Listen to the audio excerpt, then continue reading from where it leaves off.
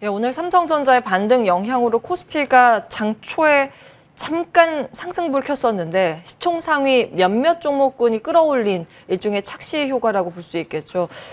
체감 지수는 더 어려운 상황입니다. 조금 전에 코스피 하락 전환이 돼 있고 코스닥 시장도 낙폭을 키워가고 있습니다. 이 시간 아마 많은 분들 기다리고 계셨을 겁니다.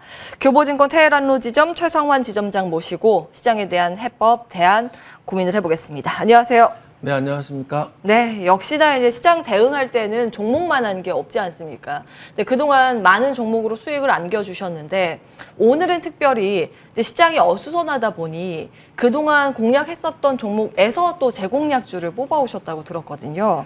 네, 일단은 그렇습니다. AS부터 짧게 해보겠습니다. 지난 6월, 7월에 언급하신 유망주 가운데 퓨처캠은 37% 수익을 올리고 있고요.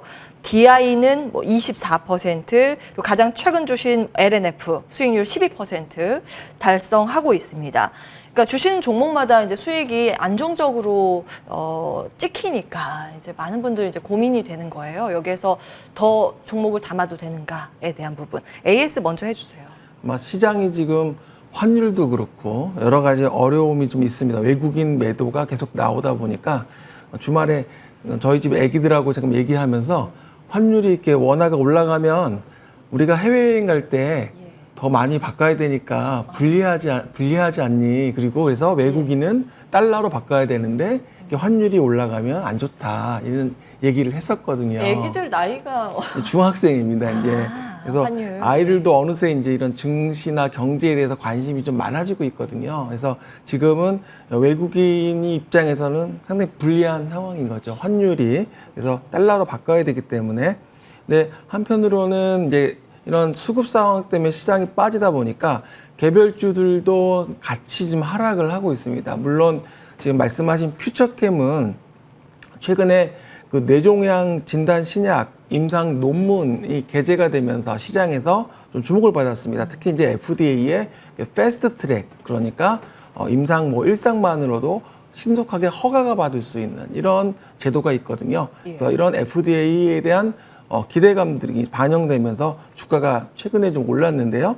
파킨슨병 진단용 PDB라든지 알츠하이머 그리고 전립선암 진단 신약이라든지 치료제라든지 이런 것들이 계속적으로 이슈가 있습니다.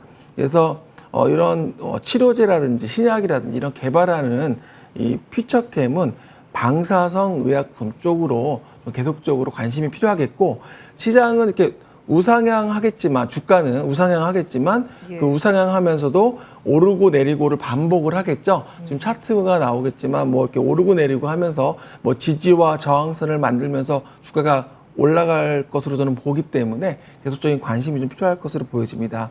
그 DI는 무엇보다도 DDR5 수혜주로 계속 주목을 받고 있습니다. 오늘 시장 전반적으로 하락하면서 약세인데요.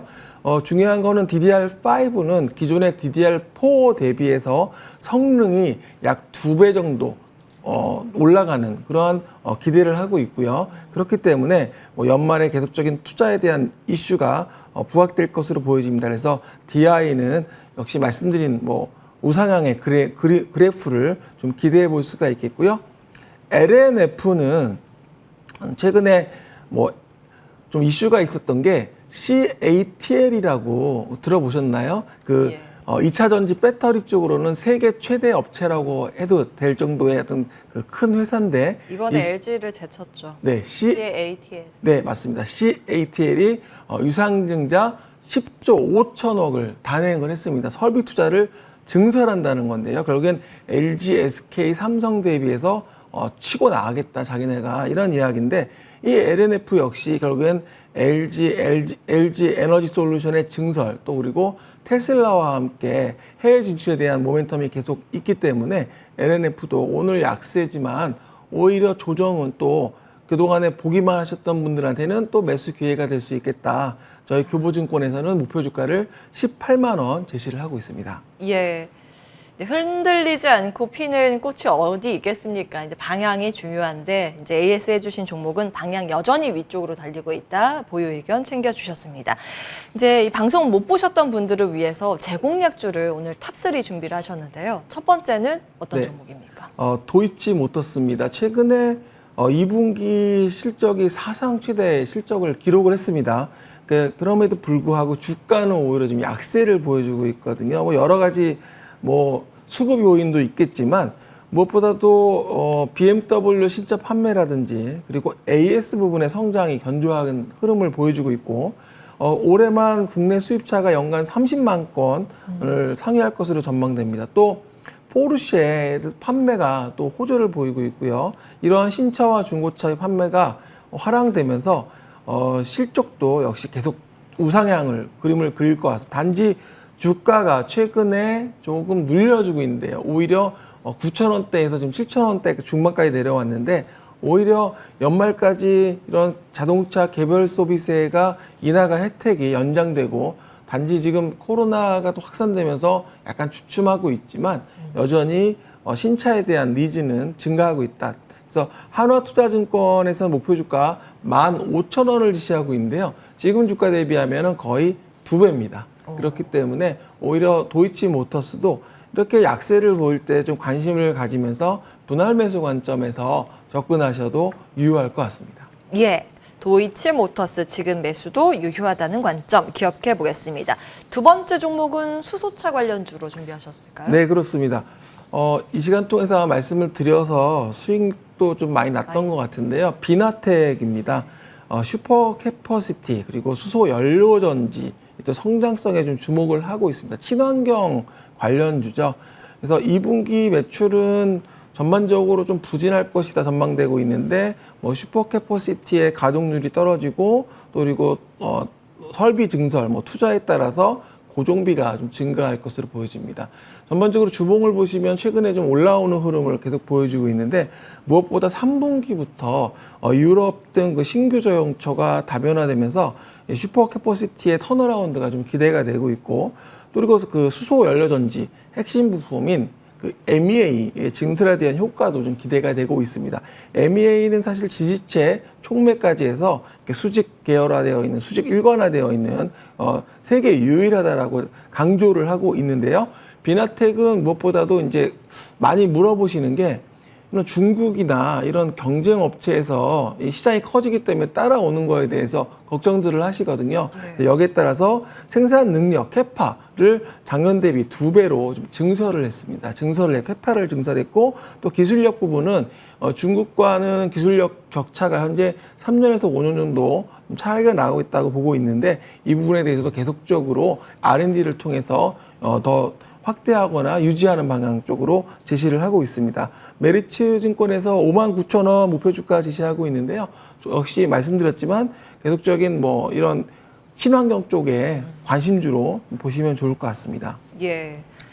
슈퍼 커패시터는 콘덴서인데 슈퍼가 붙어서 아주 성능 좋은 콘덴서, 맞습니다. 에너지를 저장해 놓는 기기 이렇게 보시면 되겠고요. 보통 충방전을 보통 2차 전지보다도 더 많이 할 수 있고요. 그래서 50만 회까지 가능하고 긴 수명 그리고 예. 순간 출력이 강하다는 게 특징입니다. 비나텍 저희 수익 20% 챙기고 있지만 지금도 새로 봐도 괜찮다. 두 번째였고요. 마지막 세 번째 종목은 2차 전지 관련주 뽑아오셨던데요.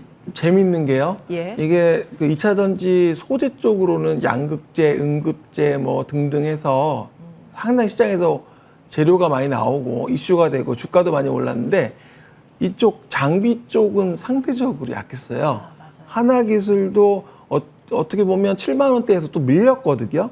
근데 2차 전지의 모든 공정 장비를 생산하고 있는 유일한 회사거든요. 하나기술은. 그래서 앞서 제가 CATL 말씀드렸잖아요. 투자가 이제 10조 원, 10조 5천억의 유상 증자를 하면서 이쪽에 대한 증설과 투자를 확대하고 있는데요. 결국에는 하나기술은 국내 주요 SK, 삼성, 뭐 LG 주요 배터리 3사와 또 폭스바겐까지 모든 고객사를 확보하고 있는 회사입니다. 그래서 연 5천억 규모의 생산 인프라도 확보를 하고 있고요.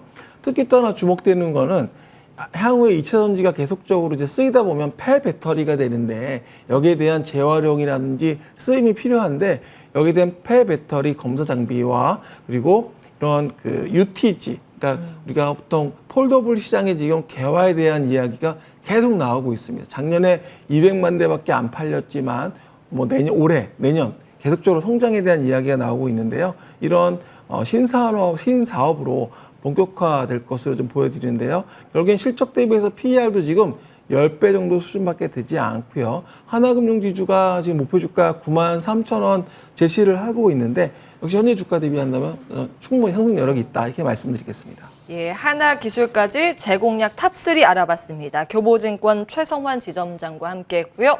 여기서 인사드리겠습니다. 시청해주신 여러분 고맙습니다.